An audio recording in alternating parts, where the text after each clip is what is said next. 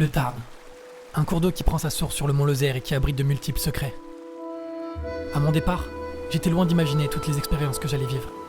Chaque jour était une nouvelle quête, une nouvelle aventure. Alors que la danse de l'eau m'indiquait la direction à prendre, le soleil et le vent rythmaient mes foulées. C'est extraordinaire tout ce que l'on pouvait voir là-bas. Je me demandais constamment comment une rivière avait-elle pu façonner ces innombrables paysages. J'explorais des lieux tous plus fascinants les uns que les autres. J'ai découvert de petits villages atypiques, de verdoyantes vallées, d'impressionnantes cascades, un patrimoine unique. J'ai croisé des animaux, des insectes, des oiseaux et des voyageurs, comme moi. Je me souviens encore de cet homme qui m'avait conté la légende de la princesse Enimi, guérie par les eaux miraculeuses de la source de Burn.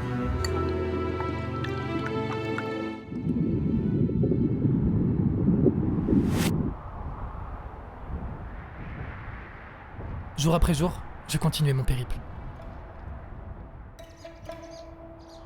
Un matin, je me suis retrouvé face à l'immensité des gorges du Tarn.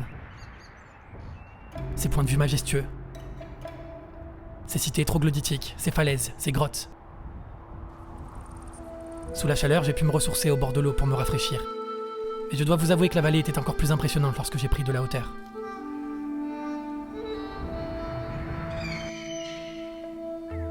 Au cœur de la vallée du Tarn, un instant de pause a sonné, au milieu des vergers et des villages de cachets.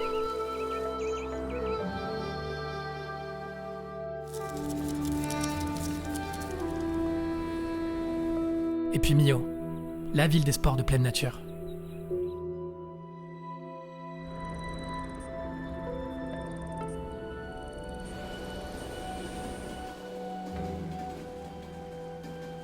En remontant sur le Larzac, j'ai bien évidemment croisé les stars du Causse, les brebis Lacones, les premières et uniques productrices de lait pour le roi des fromages, le Roquefort.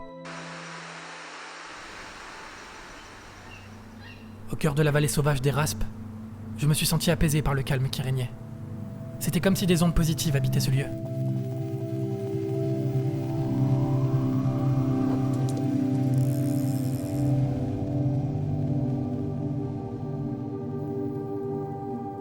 Les derniers kilomètres étaient difficiles. Alors que mes jambes devenaient de plus en plus lourdes, une superbe surprise se présenta à moi. La presqu'île rocailleuse d'Ambialet. La voie fluviale m'emmena aux portes de la cité épiscopale d'Albi, avec ses briques rouges en terre cuite marquées d'histoire. Elle se tenait devant moi, l'élégante cathédrale Sainte-Cécile d'Albi. Je dois vous avouer qu'elle était plus impressionnante que sur les photos. Elle sonnait l'emblème de la foi catholique face à l'hérésie cathare, mais aussi le symbole de la fin de mon odyssée.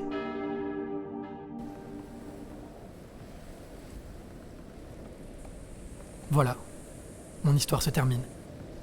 300 km extraordinaires, 300 km de découvertes, de rencontres, de cultures. Je me répète, mais honnêtement, vous êtes loin d'imaginer toutes les expériences que vous allez vivre. Il est l'heure de partir à l'aventure.